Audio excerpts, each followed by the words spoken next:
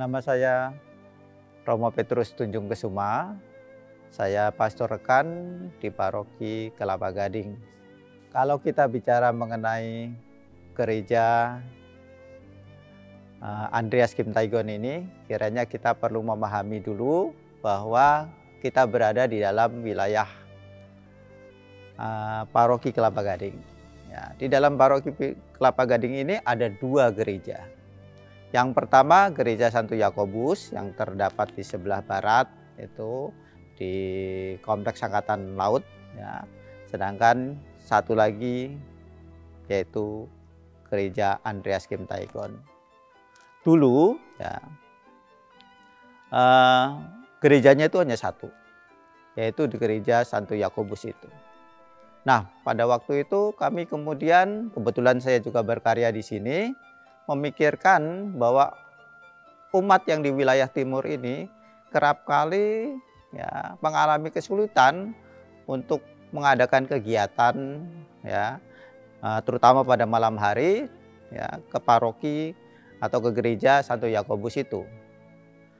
Mereka ya harus kadang-kadang pulang agak malam seperti itu. Kalau ada pendalaman iman atau ada kegiatan kur ya, maka mulai dipikirkan ya bahwa perlu adanya tempat untuk mengadakan kegiatan-kegiatan di daerah sekitar sini. Daerah timur, agak timur dari Paroki Kelapa Gading itu. Nah, kami kemudian mulai mencoba mencari tempat pada waktu itu, dan syukur kepada Allah kemudian kami menemukan sebuah tempat yang bisa kami gunakan ya. Itu sesungguhnya ya bukan di tempat ini, melainkan di depan gereja ini, yaitu ada sebuah gedung ya, yang bekas dari gereja Kristen ya, yaitu gereja Kristen untuk jemaat Korea. Mereka sudah tidak menggunakan lagi, ya, sehingga kami pikir apakah kami bisa mendapatkan tempat itu. Kebetulan tempat itu akan dijual, dan kemudian saya dan Romo Yus juga waktu itu, Romo Yus Noron sebagai pastor kepala di sini, dia berusaha berkonsultasi dengan Keuskupan Agung Jakarta, apakah bisa mendapatkan dan membeli gedung itu. Syukur kepada Allah bahwa dimungkinkan untuk mendapatkan gedung tersebut, sehingga di situ mulailah diadakan kegiatan, dimulai diadakan ibadah juga, tentu saja dengan renovasi dan sebagainya. Pada waktu ingin menentukan siapa sih ya pelindung gereja itu, ya, kami kemudian mulai memikirkan, waktu itu pastor paroki mulai memikirkan ya, biasanya ya gereja-gereja itu mempunyai pelindung orang-orang kudus. Orang-orang kudus itu kebanyakan dari Eropa. Maka kemudian dipikirkan, mengapa kita tidak menggunakan pelindung orang kudus dari Asia. Lantas ya akhirnya ditemukan nama Santo Andreas Kim Tae-gon itu. Ya. Dia adalah orang kudus dari Korea ya. Dan karena itu ya sesungguhnya bisa dikatakan alasan utamanya bukan karena dulu itu pernah dipakai oleh jemaat Kristen Korea, tetapi semata-mata karena kita ingin mencari orang kudus yang berasal dari Asia. Seperti itu.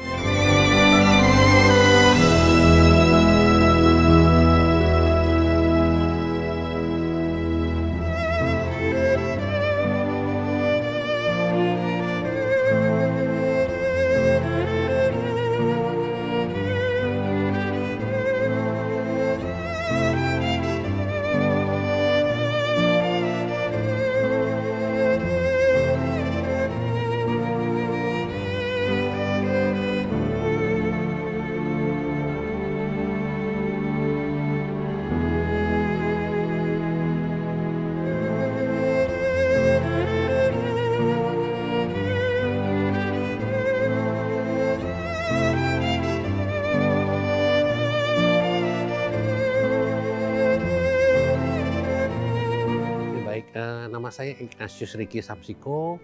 Saya di Paroki Kelapa Gading ini menjabat sebagai Wakil Ketua Umum 1 untuk seluruh paroki yang ada di Kelapa Gading ini. Dan saya sudah dalam periode kedua. Konsep dari arsitektur gereja kami ini pada konsepnya adalah kami mau mencari nuansa yang ke Korea. Jadi karena ini santonya adalah santo dari Korea, tapi agak ada kendala mengenai desain yang ada di Korea karena mereka itu desainnya adalah sangat artistik, jadi kayaknya kurang cocok, sehingga kami cari arsitektur dan terpilihlah konsep gedung gereja kami adalah seperti bangunan yang seperti ini. Ini adalah melambangkan pada saat kita akan berdoa. Nah, kalau kita bisa lihat di belakang saya juga kelihatan kan ada seperti konsep tangan yang sedang merangkai untuk berdoa. Inilah konsep arsitektur yang kita buat semi modern, tetapi juga tidak tertinggal juga mengenai konsep dari gereja ini maunya seperti apa gitu loh.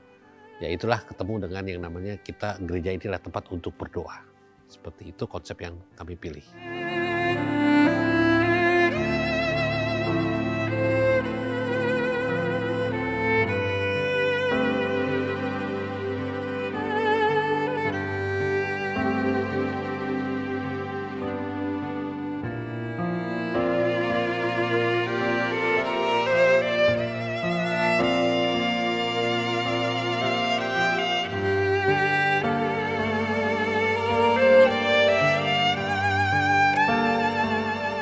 Yang atas di mimbar yang paling mencolok adalah kalau kita bisa lihat itu ada namanya tabernakel. Tabernakel adalah tempat hosti taruh di sebelah sana, dan itu ada lampu merah. Lampu merah itu melambangkan adalah Roh Kudus sudah ada di sana, bahwa itu ada isinya. Kalau misalnya dibuka dan kosong itu lampunya harus mati. Ya, itu konsepnya. Kemudian ada altar, tempat nanti para romo untuk melakukan misanya di tengah-tengah itu. Kemudian di sebelah kiri kanan itu ada kursi yang akan diduduki oleh para misdinar untuk mereka membantu romo yang sedang bertugas melakukan misa.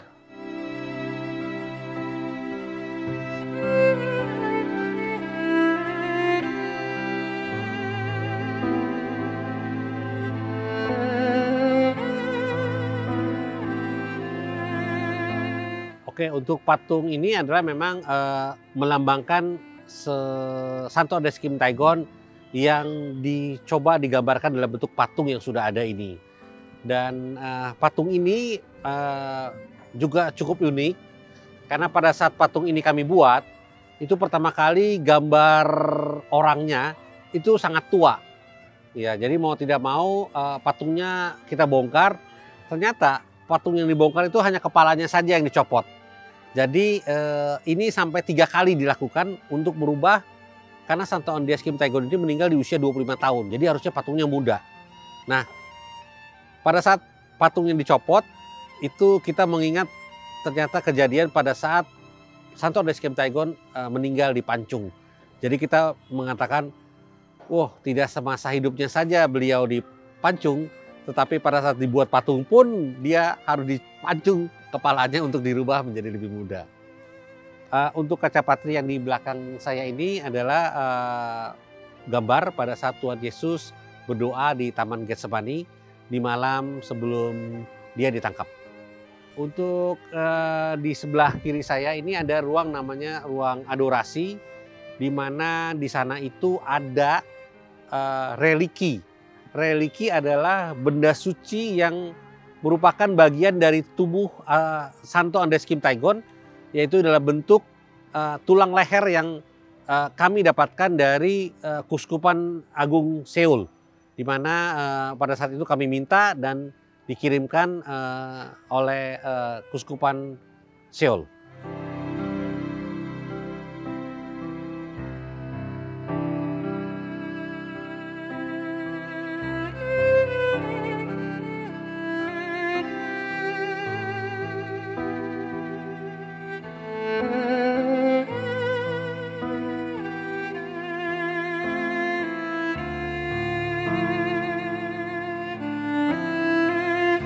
Gua Maria di gereja Santo Andreas Kim Taigon ini ada 2 buah.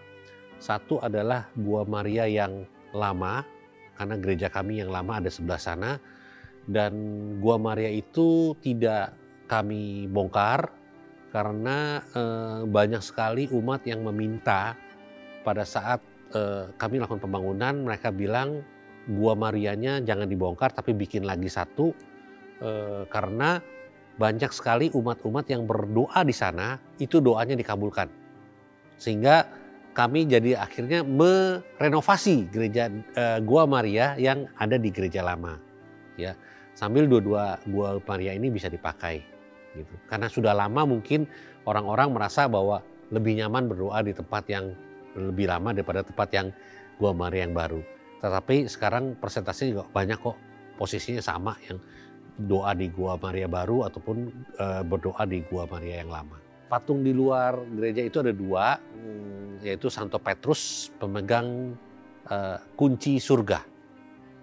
Jadi orang yang akan masuk itu kalau dilihat nanti patungnya ada pegang kunci, itu adalah kunci surga. Jadi kita pasang patung di sana supaya umat yang berdoa bisa mengetahui bahwa surga itu ada yang memegang kuncinya, yaitu Santo Petrus.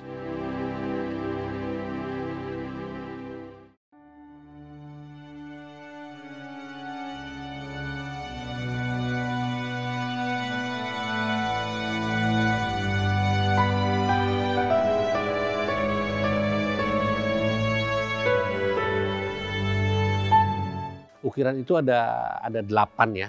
Jadi kita lihat dari atas sebelah kiri, itu pada saat Santo Andreas Kim Taigon lahir, kemudian dia dibesarkan dari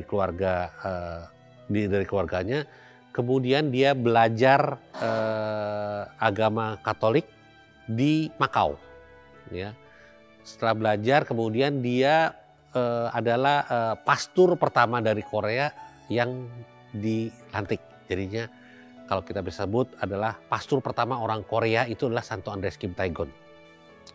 Kemudian di Korea pada tahun 1800-an itu adalah dinasti kerajaan. Jadi dalam kerajaan itu tidak mengenal adanya agama lain selain raja. Makanya Santo Andreas Kim Taigon pada saat pengembaraannya ataupun pewartaan agama Katolik dia lakukan secara diam-diam supaya tidak ditangkap. Tetapi pada saat dia akan menjemput satu uskup yang akan datang dari Makau di satu daerah tertentu,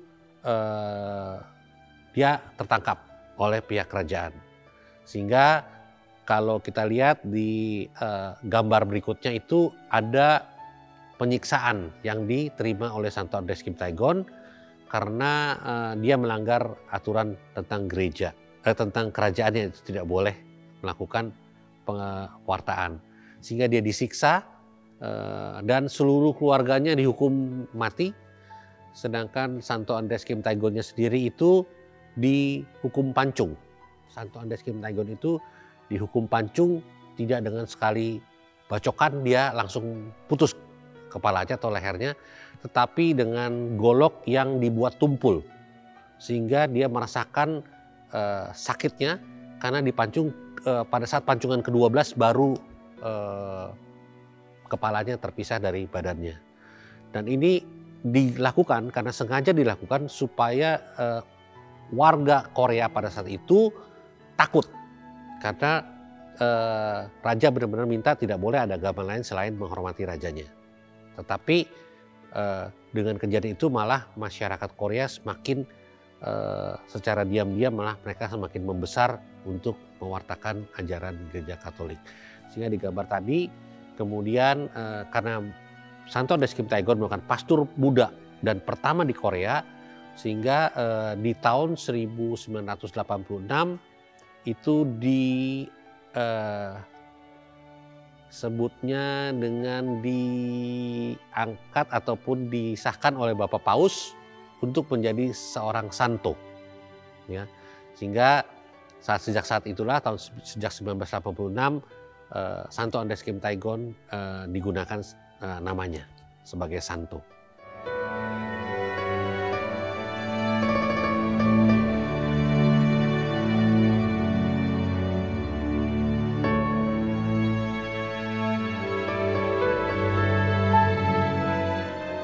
pada saat masuk ke gereja kami ini, sebelah kanan ada patung Bunda Maria dan Santo Yosef dan Tuhan Yesus sebagai anaknya.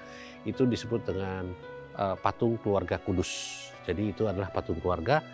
Di sebelah kanan adalah patung Pieta. Pieta adalah pada saat Tuhan Yesus setelah disalibkan dan dipangku oleh Bunda Maria. Kalau sebelah kanan adalah patung Tuhan Yesus sendiri, sebelah kiri adalah patung Bunda Maria. Patung Bunda Maria ini biasanya digunakan pada saat umat selesai misa perkawinan, mereka berdoa di Bunda Maria.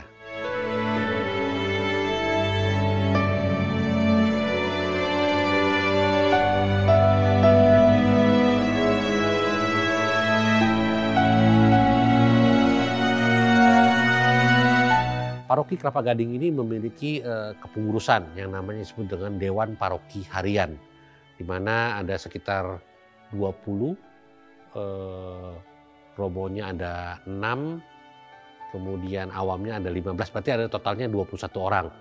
Nah inilah yang menjalankan kegiatan hari-harinya dari operasional dari gereja Santo Yakobus ataupun gereja Santo Andreas Kim Taigon.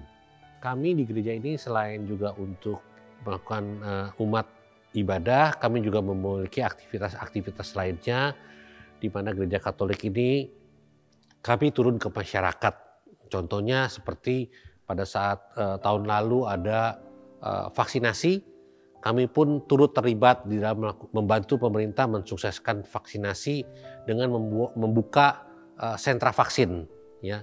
Kami menyuntik kurang lebih sudah ada sekitar 40.000 orang yang ikut dalam sentra vaksinasi kami.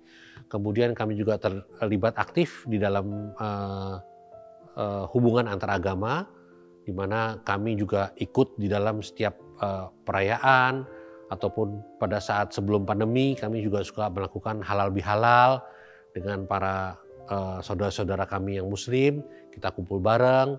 Kemudian kalaupun ada acara saudara-saudara kami yang muslim, kami pun juga terlibat aktif di dalamnya. Jadi kalau misalnya kami juga membantu mendonasikan kambing-kambing pada saat Hari Raya Idul Adha, kami juga aktif di dalam membantu umat di sekeliling gereja kami ini di dalam memberikan pendidikan sekolah, yaitu pendidikan belajar bagi para warga di sekitar gereja kami. Kami kerjasama dengan para RT RW yang ada di lingkungan kami ini. Nah, untuk di gereja kami mempunyai beberapa seksi, ya. Salah satu contoh seksi kepemudaan, seksi kesehatan, seksi Komsos, kemudian seksi PSE, di mana PSE ini sangat banyak sekali terlibat di dalam masyarakat. Karena seksi PSE ini adalah sangat membantu para warga-warga di sekitar kami ataupun umat-umat kami yang memang memiliki kebutuhan-kebutuhan untuk menjalani kehidupan mereka di dalam perekonomian mereka. Kami juga membantu para warga ataupun umat baik Katolik ataupun non-Katolik di dalam membantu para umat yang kecil, lemah, tersingkir, dan disable. Jadi inilah kami membantu mereka. Kemudian kegiatan banyak sekali yang dilakukan oleh gereja kami seperti adanya pelatihan paduan suara, pelatihan fotografi, pelatihan audio video, kemudian juga di dalam membina orkestra, itu kami punya orkestra kepemudaan, dan kami juga banyak seksi-seksi di dalam melakukan doa-doa yang bersama yang biasanya dilakukan dengan kategori yang ada.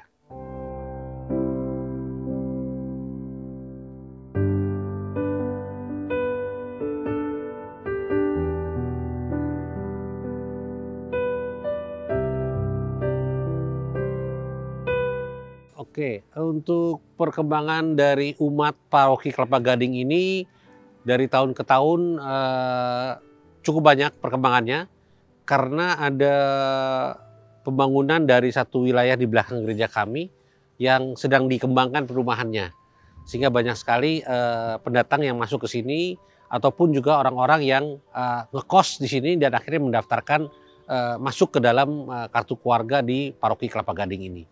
Saat ini kami memiliki umat sekitar 25.500 orang, terdiri dari 7.777 kakak. Populasi usia umat di Paroki Kelapa Gading ini sekarang memang cenderung ke arah lansia, ya. Tetapi sudah mulai juga yang ada masuk lagi karena ada perumahan-perumahan baru yang sedang dibangun di Kelapa Gading dan mereka sudah masuk lagi ke dalam Paroki Kelapa Gading ini, sehingga cukup banyak. Jadi kalau boleh kami sampaikan mungkin antara mix antara 50-50% dari yang tua dan yang muda. Untuk kegiatan kami sebut dengan seksi kepemudaan, di mana seksi kepemudaan ini akan mengakomodir teman-teman muda di dalam menyalurkan kegiatan mereka seperti hobi mereka. Kami ada paduan suara, ada orkestra, kemudian ada juga sepeda bersama, kemudian ada kegiatan basket bersama, semua bulu tangkis bersama. Itu adalah sarana-sarana yang gereja siapkan untuk menampung para anak-anak muda yang ada, anak-anak muda Katolik yang ada di Paroki Kelapa Gading ini untuk bisa berkumpul bersama, bermain bersama, dan juga menciptakan suasana kekeluargaan supaya mereka bisa saling mengenal dengan lebih dekat lagi.